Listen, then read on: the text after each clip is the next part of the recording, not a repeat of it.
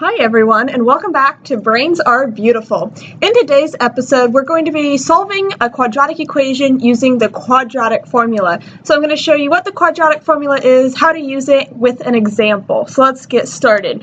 So usually when we have a quadratic equation, it's in the form of ax squared plus bx plus c equals 0. And this is a quadratic because it means the highest power is 2. So there it is. And that means it's a quadratic because there's no third power or fourth power. It's always the maximum power as squared.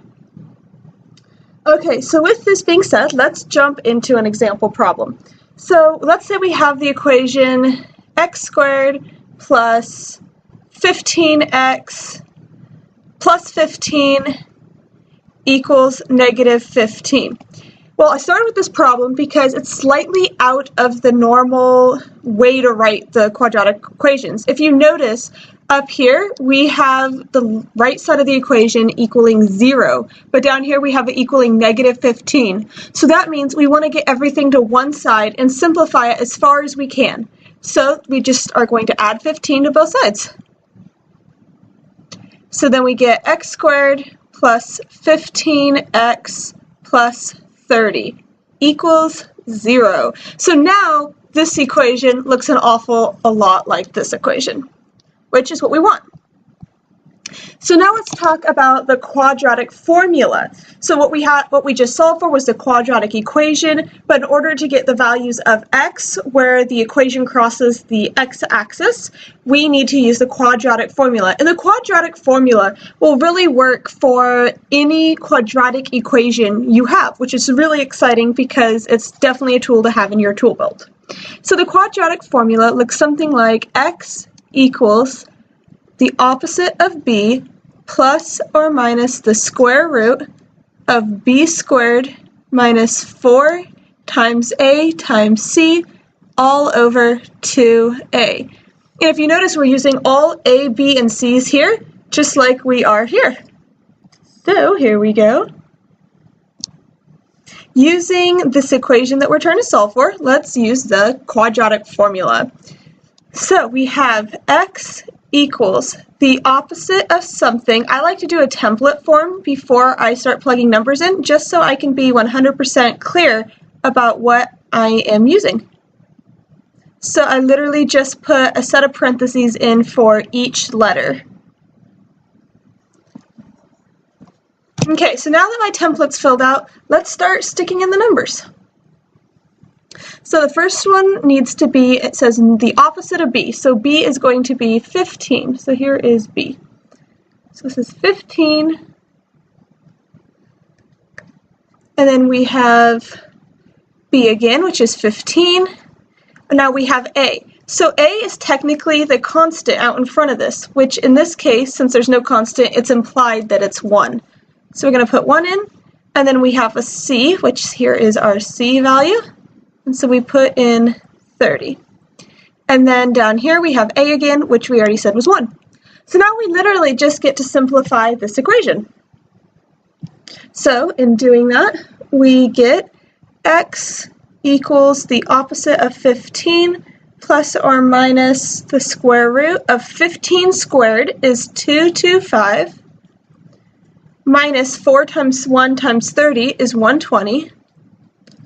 All over 2 times 1 is 2. So we can then simplify this further. Negative 15 plus or minus the square root of 225 minus 120, which is 105, all divided by 2. Okay, now this is where, if you're a beginner, you sometimes can get lost. So because we have a plus and minus right here, we have to break this apart. So how we break this apart is we go x equals the opposite of 15, and we deal with each sign separately. So pick the top sign, negative 15 plus the square root of 105 divided by 2, and we have x equals negative 15, and now we're going to pick the bottom sign, minus the square root of 105 divided by 2. And since 105 is not a perfect number to square root, I'm sure your teachers will let you use a calculator for this problem. And so using a calculator, you would get over here, x equals negative 2.377 approximately. And over here we get x equals approximately negative 12.623. And those are our answers right here. So what does this mean on a graph? I mean, okay, so we had a quadratic equation that we started off with in the ax squared plus bx plus c form. We used the quadratic formula to solve for its roots, or its where it crosses the x-axis, and we got two values for x. But what does this mean for that equation, or in terms of on a graph? Well, if we have an xy graph, so here's our positive x's and here's our positive y's, and let's say negative 13 and negative 12, and then we have negative 2. Okay, and so what this means is we literally go in on the graph and we plot our numbers. So we got negative 2.377, so that's pretty close to 2 right there. And we got negative 12.623, which is between 12 and 13, a little bit closer to 13, but still. And so literally, we know the graph looks something like that. So that's what the roots tell us. It tells us where our parabola, which is the graph of a quadratic equation, crosses the x-axis.